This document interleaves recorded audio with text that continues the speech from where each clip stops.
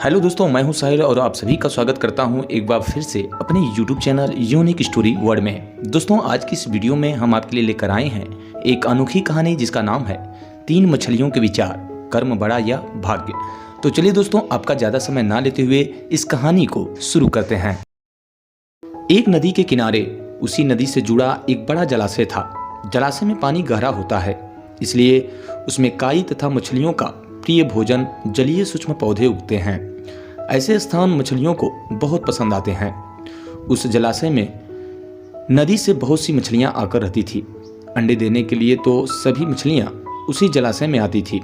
वह जलाशय लंबी घास व झाड़ियों द्वारा घिरा होने के कारण आसानी से नजर नहीं आता था। उसी जलाशय में 3 मछलियों का एक झुंड रहता था, किंतु उन तीनों मछलियों का स्वभाव एक दूसरे से बिल्कुल अलग था। जिसमें अन्ना मछली संकट आने के लक्षण मिलते ही संकट टालने का उपाय करने में विश्वास रखती थी, जबकि प्रत्यु मछली कहती थी कि संकट आने पर ही उससे बचने का प्रयास करना चाहिए। और वहीं यदि मछली का सोचना था कि संकट को टालने या उससे बचने की बातें बेकार है, करने कराने से कुछ नहीं होता, जो किस्मत में लिखा है वह होकर ही रहेगा। एक दिन की बात है, शाम को मछुआरे नदी में मछलियां पकड़ने के बाद घर जा रहे थे, किंतु उस दिन उनकी जालों में बहुत ही कम मछलियां फंसी थी, जिसके कारण उनके चेहरे उदास थे। और तभी उन्हें झाड़ियों के ऊपर से मछली खोर पक्षियों का एक झुंड जाता दिखाई दिया। उन सब की चोंच में मछलियां दबी हुई थी। वे चौंक गए। एक मछुआरे ने अनुमान लगाया, दोस्तों, लगता है झाड़ियों के पीछे नदी से जुड़ा कोई जलाशय है जहां इतनी सारी मछलियां पल रही हैं। मछुआरे पुलकित होकर झाड़ियों में से होकर जलाशय के तट पर आ निकले और ललचाई नजर से मछलियों को देखने लगे। और तभी उसमें से एक मछुआरा बोला, आहा, इस जलाशय में तो मछलियां भरी पड़ी हैं और आज तक हम लोगों को इसका पता ही नहीं लगा। और तभी दूसरा बोला, यहाँ तो हमें ढेर सारी मछलियां मिलेंगी। और तभी तीसरे ने कहा, आज तो शाम गिरने वाली है, कल सुबह ही आकर यहाँ जाल डालेंगे। और इस प्रकार मछुआरे दूसरे दिन का कार्यक्रम तय करके वहां से चले गए। तीनों मछलियों ने मछुआरों की बातें सुनी और जब मछुआरे वहां से चले गए तब अन्ना मछली ने कहा, साथियों, तुम सब ने मछुआरे की बातें सुनी। अब हम सबका यहाँ रहना खतरे से खाली नहीं है। खतरे की सूचना हमें मिल गई है, अतः समय रहते हम सभी को अपनी जान बचाने का उपाय करना चाहिए। मैं तो अभी इस जलाशय को छोड़कर नहर के रास्ते नदी में जा रही हूँ। उसके बाद मछुआरे सुबह आए, जाल फेंके मेरी बला से, तब तक तो मैं बहुत दूर अटखेलियाँ कर रही होंगी।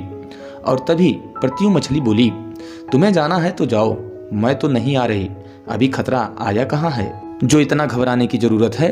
हो सकता है कि संकट आए ही ना और उन मछुआरों का यहाँ आने का कार्यक्रम ही रद्द हो जाए, या हो सकता है रात को उनके जाल चूहे कुतर जाएं, या हो सकता है कि उनकी बस्ती में आग लग जाए, या भूचाल आकर उनके गांव को ही नष्ट कर दे, या हो सकता है रात को मूसलाधार बारिश आ जाए और बाढ़ में उनका गांव ही बह जाए। इसलिए उनका आना निश्चित नहीं है।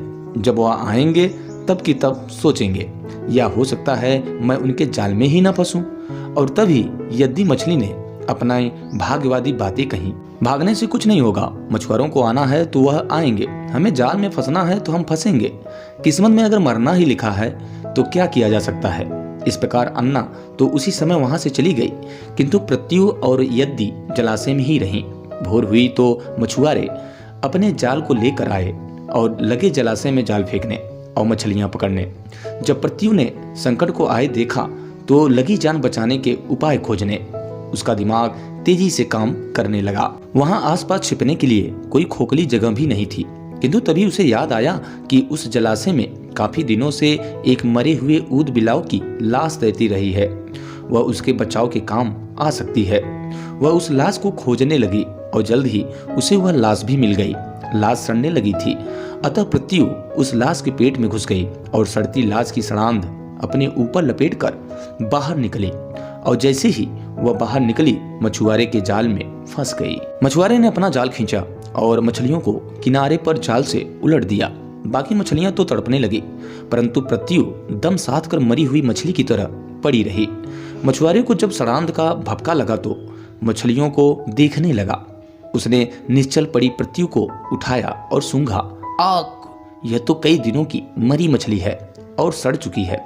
ऐसी बड़बड़ाकर बुरा सा मुंह बनाकर उस मछुआरे ने पृथ्वी को जलाशय में फेंक दिया। पृथ्वी अपनी बुद्धि का प्रयोग कर संकट से बच निकलने में सफल हो गई थी। पानी में गिरते ही उसने गोता लगाया और सुरक्षित गहराई में पहुंचकर जान की खैर मनाई।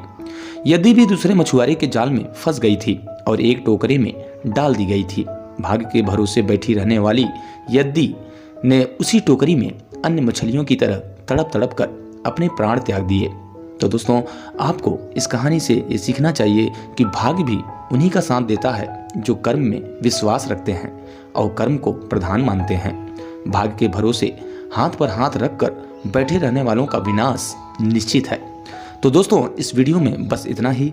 उम्मीद करते हैं ये कहानी आपको पसंद आई होगी। अगर दोस्तों कहानी पसंद आई हो तो इसे लाइक करें और चैनल पे पहली बार विजिट कर रहे हैं तो सब्सक्राइब कर लें और बेल आइकन को जरूर प्रेस कर लें ताकि हमारे द्वारा अपलोड किए हुए लेटेस्ट वीडियो का नोटिफिकेशन आपको सबसे पहले मिल सके। तो चलिए दोस्तों, मिलते हैं नेक्स्ट वीडियो में कुछ ऐसे ही इंटरेस्टिंग और अनोखी कहानियों के साथ। तब तक के लिए दीजिए इजाजत। Bye bye, take care and जय हिंद।